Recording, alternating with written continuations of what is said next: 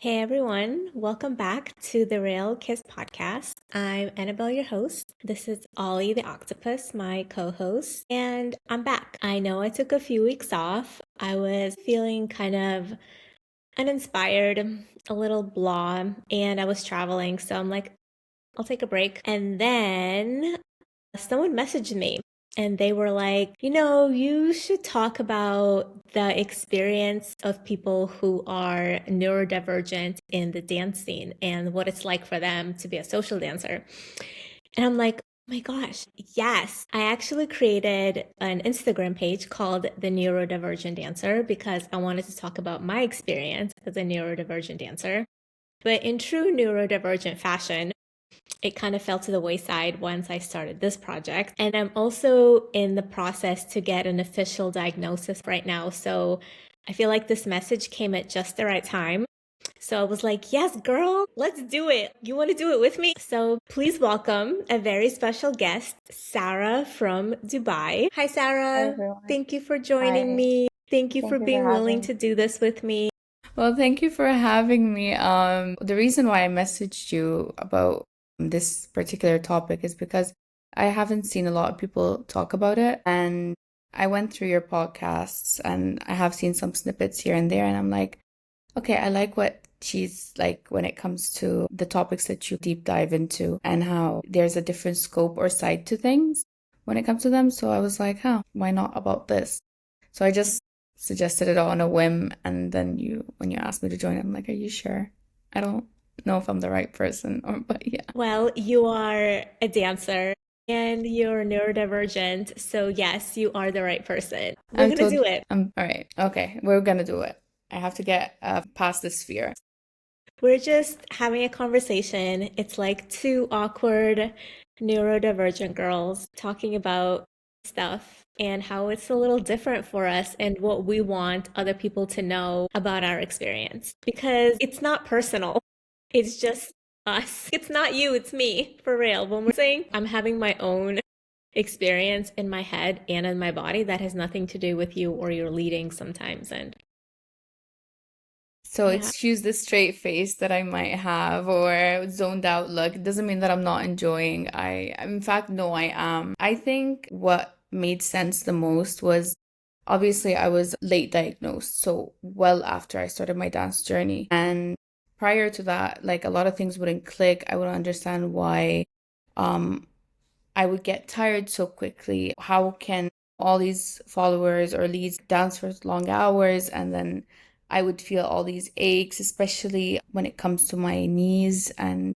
posture in general. And then after the diagnosis, still, I wasn't aware that that was a thing. Being neurodivergent, sometimes you do have specific postures that kind of indicate, hey, yeah, this person might have ADHD or is autistic. So I found that quite interesting. And once I became more aware of it, that made it easier. And I remember the rage that I felt at first.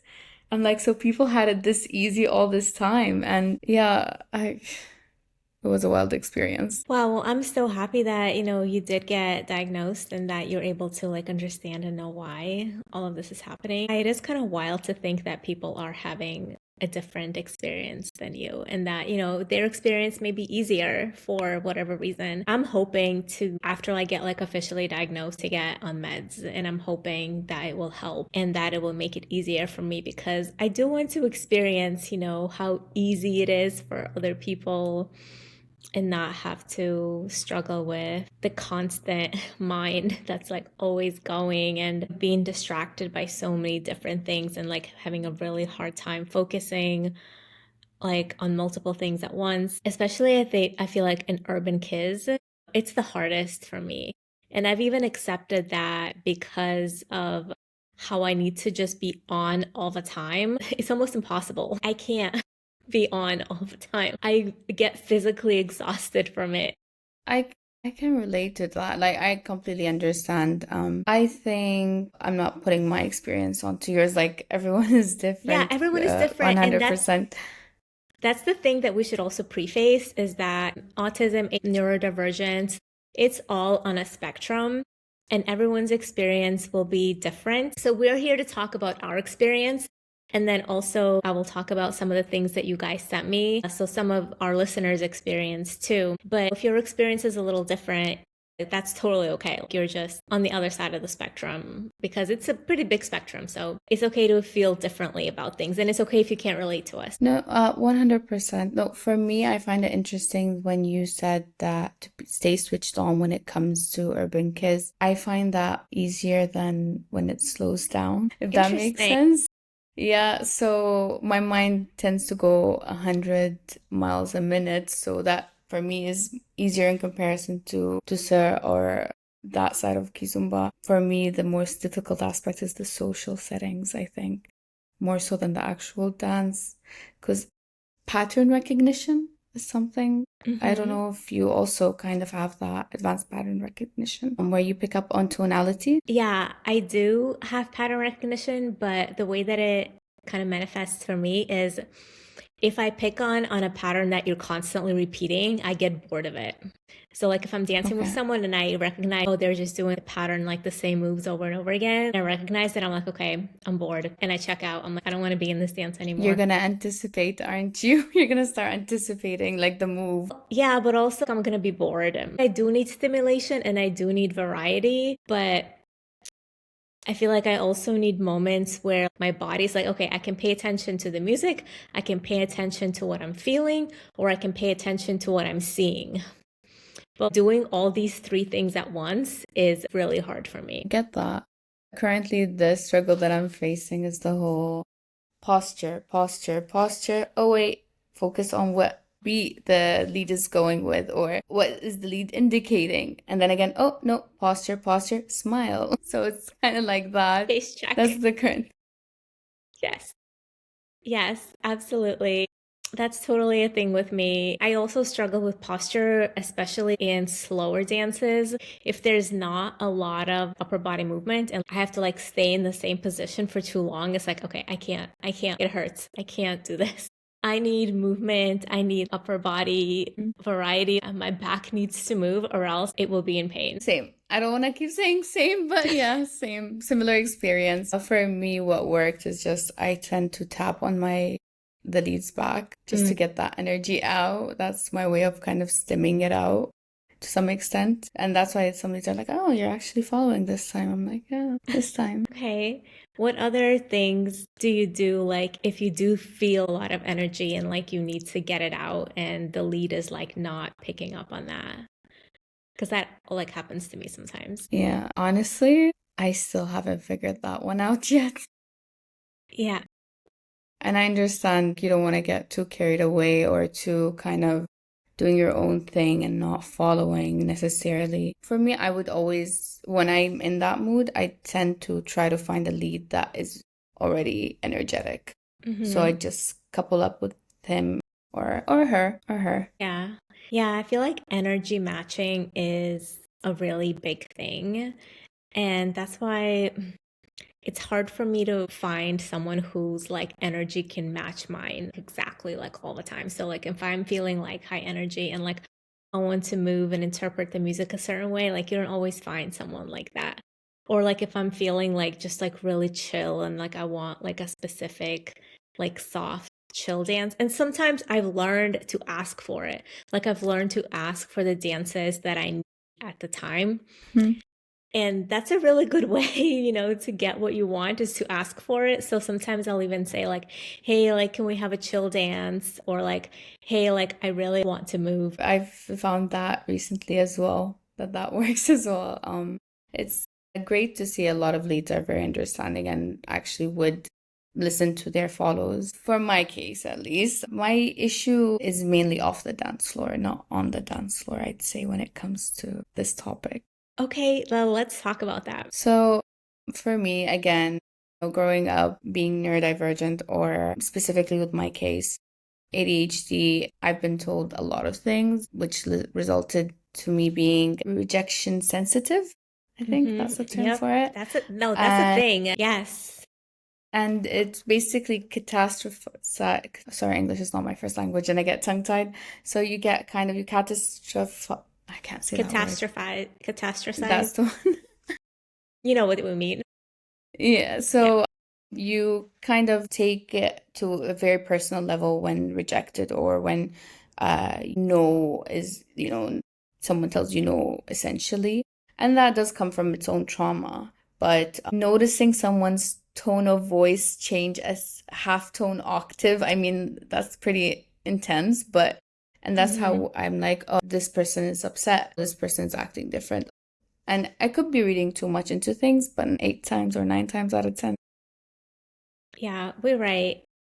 We can pick up on these things. It's very true. So I don't know. And I feel like up until I was diagnosed, it was an issue where I wouldn't understand. And I thought that was like kind of the norm. Everyone can pick up on it. So I would then internalize it saying, oh, so everyone is seeing how this person is speaking to me. Oh, why did I do something? Or do you know what I mean? That feeling Mm-hmm. of shame, that feeling of like rejection, set aside. And that kind of made me at some point withdraw from social dance. That's very, very understandable and also, yeah, very relatable. I only recently found out about rejection sensitivity being a symptom of ADHD. And yeah, it makes a lot of sense. And it's maybe part of the reason why I really don't like asking people to dance. I'll only ask my friends or people I know, but I'm really not good. Like, it takes a lot for me to ask a stranger or someone I don't know. Like, I really have to work myself up for it, or I have to like really want it and feel really brave because I have gotten rejected and not in a nice way. Yeah.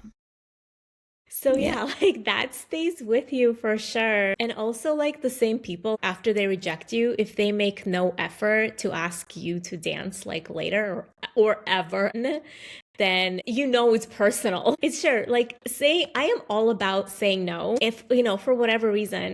But I'm also about like giving people a chance. And like you can say no to someone if you've had a bad dance with them already, if they hurt you, if, like you really didn't enjoy it. It can be personal for that reason, and that's totally fine. But like someone you've never danced with before and you're like just outright rejecting them and then like not even bothering to like ever dance with them, it's like, okay, it's like shit. Like I didn't even do anything to you. Why do you hate me? Yeah. I no, I get that. I also want to add to that, even if it's like, again, you can say no, it's not about that. I prefer honesty. So I would rather they say, hey, I'm not feeling it, or hey, you know what, let's say a festival has happened and we still have the visit. I'd rather dance with them. We're kind of in the same community. I respect that more than any excuse that is BS or Yeah, like I'm taking a break and then like a second later they're dancing with somebody else. It's like, exactly. no, the fuck you're not. Yeah. And again, maybe we may have had maybe not that great of a connection previously, but I was maybe a beginner at the time. Maybe I didn't understand different styles. So that's why I'm like, okay, you're not feeling it. That's great. I respect that. And there's only so much that I can put in that effort and being like, hey, do you want to go for it? Like, do you want to dance? Do you want to? Yeah. I stopped asking some people as well at all. Yeah, I don't ask new people. Also because when I dance with someone, I want to make sure that they want to dance with me. And if they ask me, then it's like, okay, like, you want to dance with me because you Mhm. asked me. If I ask you, and I don't know, like maybe you want to dance with me, maybe you don't. I don't know. I don't really know what you're feeling. And to link it back to the whole ADHD thing is and the picking up on micro, maybe tonality changes or micro facial expressions. When you ask them and they kind of have a split second of a face, let's say to their friends, to people across the room, you're like, you could have said no, it's fine. Yeah, you could have said no. Don't give me a bad dance, just say no. Yeah. Yeah. What about eye contact? Because eye contact is so hard for me. It is so hard for me to look at someone I'm Really? dancing with unless I know them. Okay. And sometimes, even if they're my friends, sometimes, even if I know them, I struggle with that so much. And I want it, but then it's so hard for me to give it. For me, it's more so when I'm having a conversation, intense eye contact. I think Okay. when you're just so preoccupied with your surroundings and your mind kind of like all over the place. Oh my God, will this lead or follow hit me? Oh my God, like, oh, what are they doing? So I think that's where I struggle with it. Either that or I just zone out. I just zone out and people assume that I'm just not interested in the dance when really that's me interested, where I'm letting go. So that's where I'm not keeping eye contact. Yeah, and sometimes I zone out and I even have to like close my eyes just so I can reconnect to what I'm feeling because it's so hard for me to feel what I'm feeling in my body if I'm so visually distracted or if I'm sensory distracted, like if I'm too hot or if I'm too cold. Or if like my shirt is bothering me or your shirt is bothering me or I feel something, then I Or can't that feel what's pressure, happening. or that pressure in the middle of your back, that constant kind of thing that's there from posture. Yeah, sometimes that too. If my back hurts, yeah, Yeah. it's really hard to focus on the dance. So if I close my eyes, it's because I'm trying to reconnect to the music, to you as my partner, so I can feel what's happening. And I feel like that's why urban is so hard because you can't close your eyes in urban. There is no time Yeah. to reconnect. I feel Yeah. so disconnected from myself when I dance urban. I feel like that's what I'm feeling. It's like I can Mhm. be connected to music and I can be connected to my partner, but then I feel disconnected from myself. No, I get that. And also what I find doesn't help is how I think it's being taught for neurotypicals and to be applied by neurodivergence, like the same technique, the same everything, where I feel like that they don't keep into account maybe our posture, maybe the way our mind operates, etc. Maybe there's other tips that we could have had possibly by instructors that this experience might not be the same or kind of have that talk where not everyone will progress the same due to this or that because progress is not linear.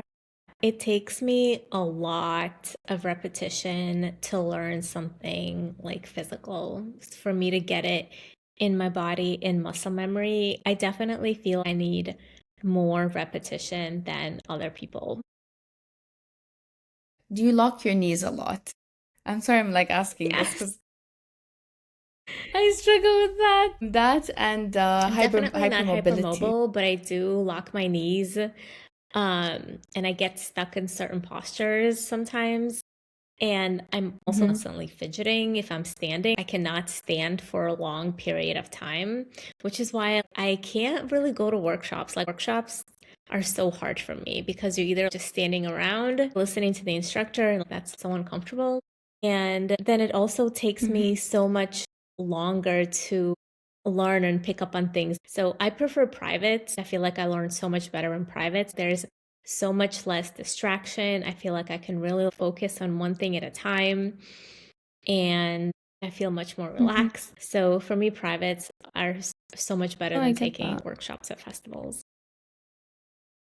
No, I'm definitely the same. It's funny because I'd have, let's say, one instructor kind of try to get one concept across, and then maybe three instructors later, that's what that instructor meant, that other instructor.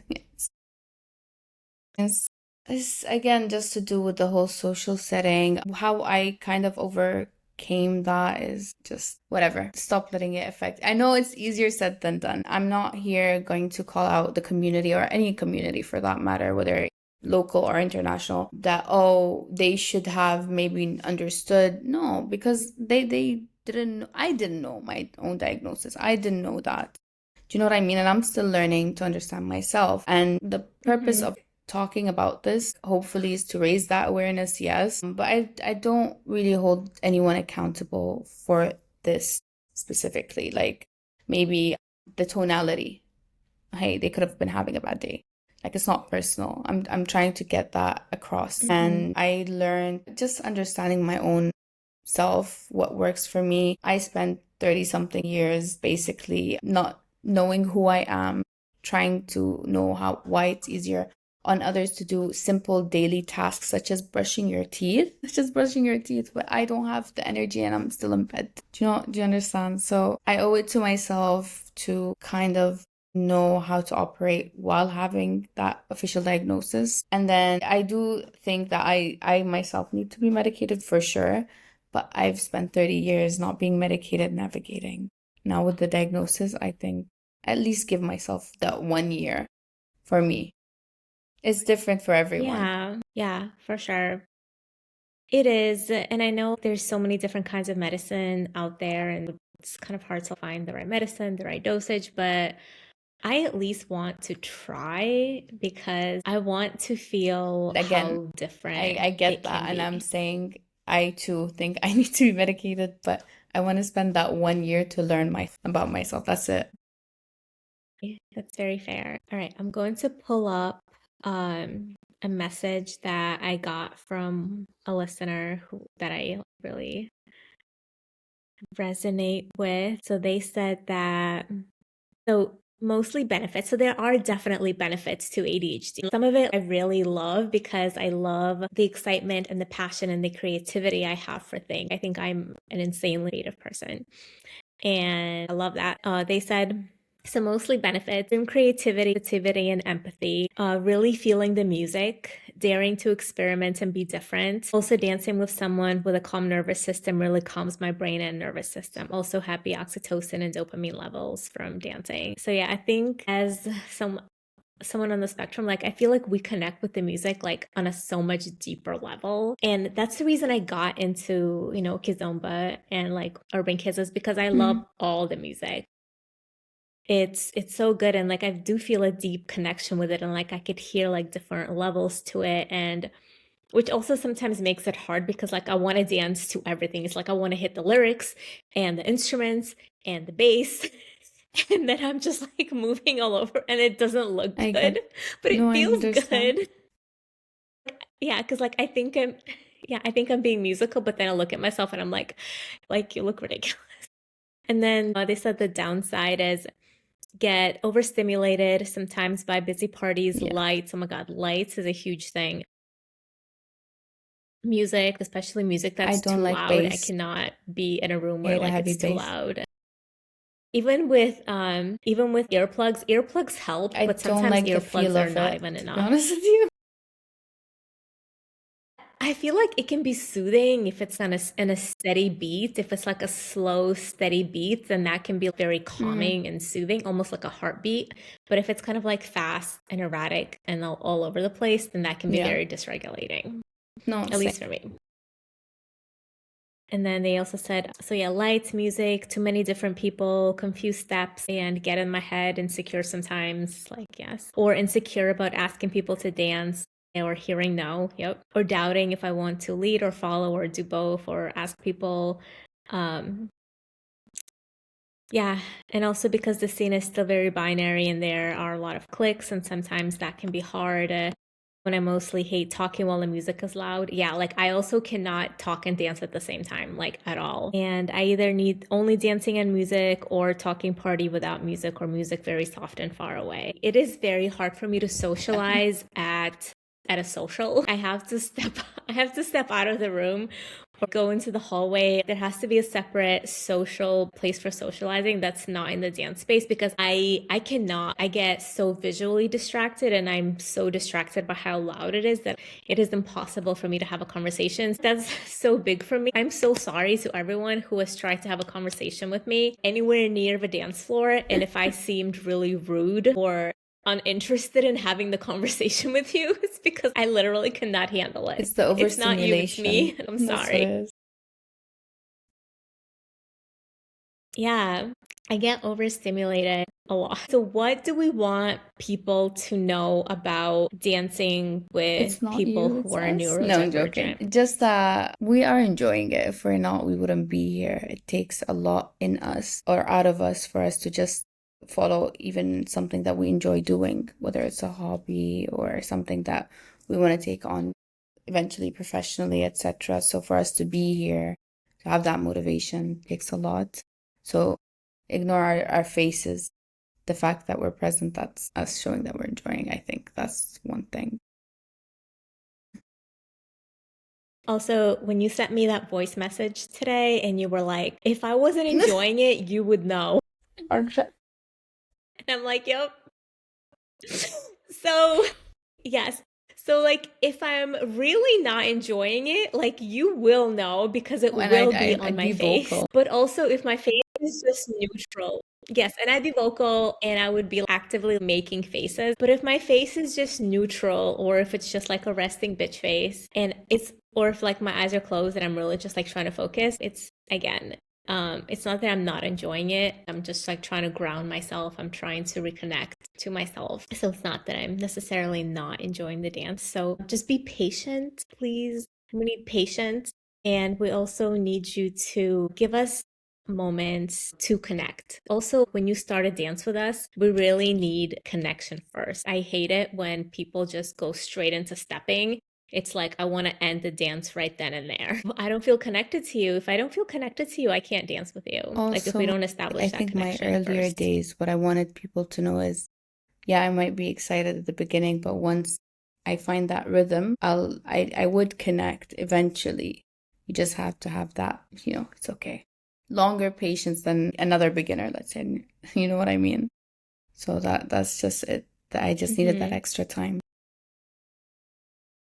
Yeah, we do need extra time. We need extra time to feel the music, to like catch on, to connect, all those things. Sometimes the first dance will not, or the first song will not be great because we're also trying to read you as a lead, and we're trying to figure you out so that we can Or we connect with you and or like we figure just out got how too to like excited because we best really dance with like the you. song.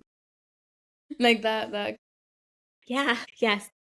Yes, that also happens. Like if I really love the song, I want to dance the song how I But want I to dance expect the you to song, know how to lead like it. how I interpret. Yes, exactly. I expect you to be in my brain and to interpret the song musically the exact same way that I'm interpreting it, which doesn't always happen. We will try to adjust and not, terribly backlead or hijack the Actually, dance. that's why I started to learn how to lead as well recently.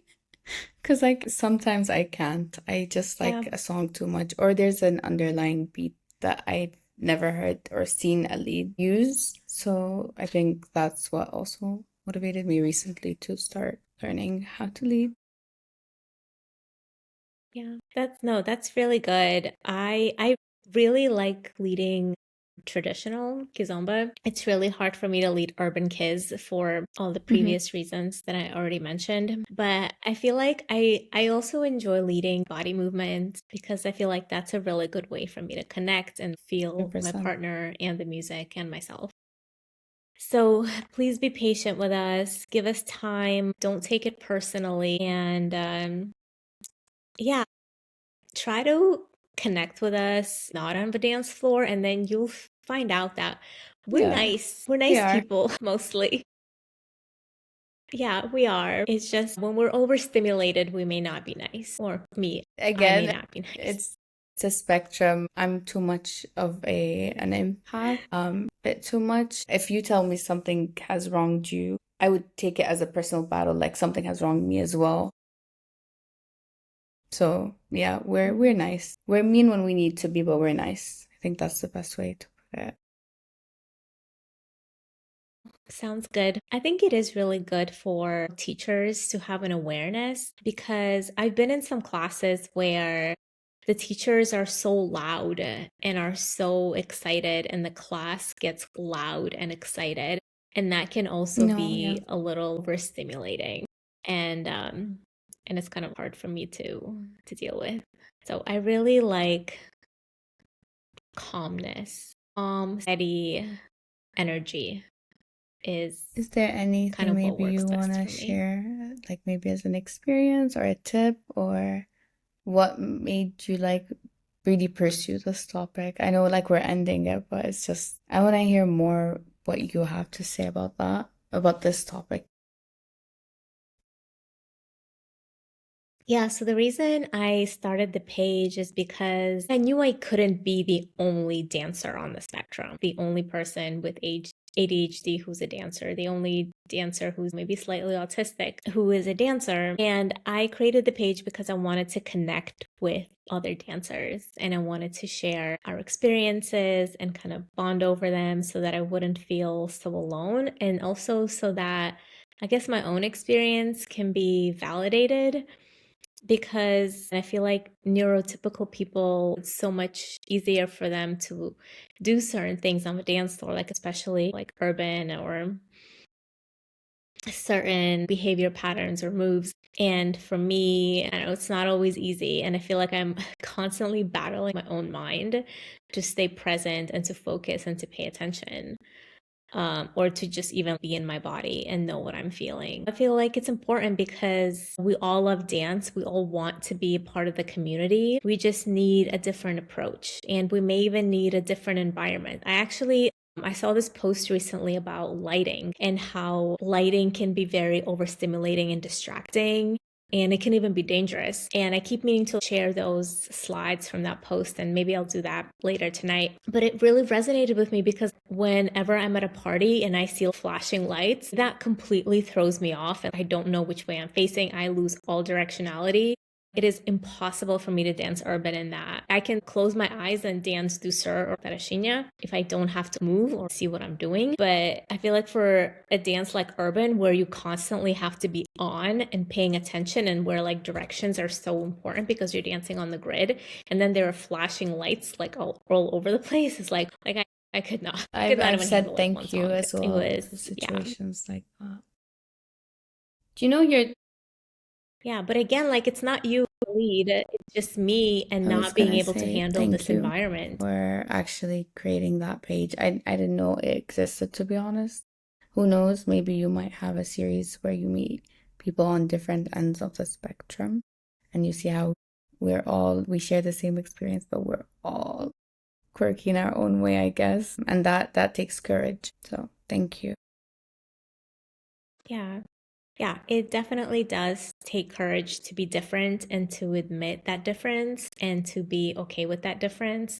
And also to ask people to accommodate for your differences, saying, this doesn't work Yeah. for me. Could you do this differently?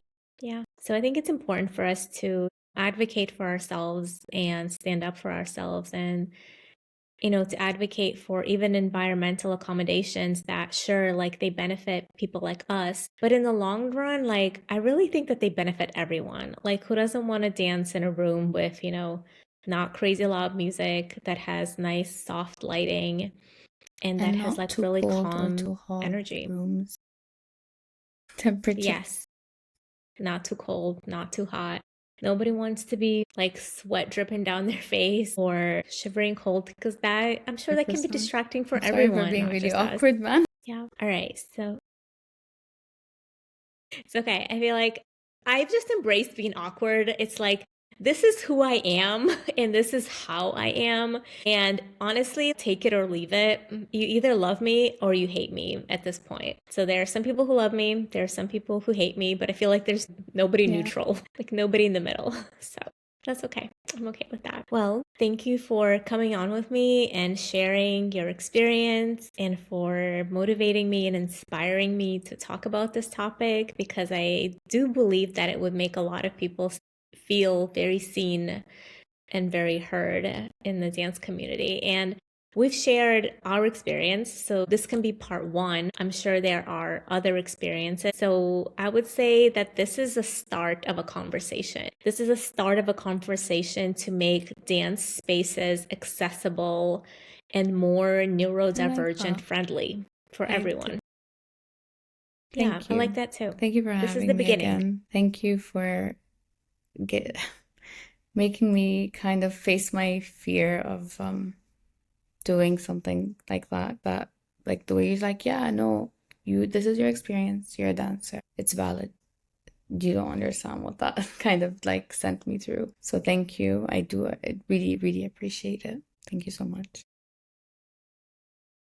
Yeah, of course. I feel like everyone's experience is valid and deserves to be heard. So thank you for being brave and doing this and saying yes. All right, guys. So yeah, let's start this conversation. Let's start this movement. And please comment, share, rate, review, follow, subscribe, do all the things. Share this episode with all your neurodivergent friends, whether or not they're dancers, and see, what's their experience of being a person on the spectrum out in the world, and if they can relate to some of this, even if they're not dancers. I'm sure they would. Okay, well, Sarah, do you want people to follow you and connect with you on social media? I mean, yeah, it's fine. It's If fine.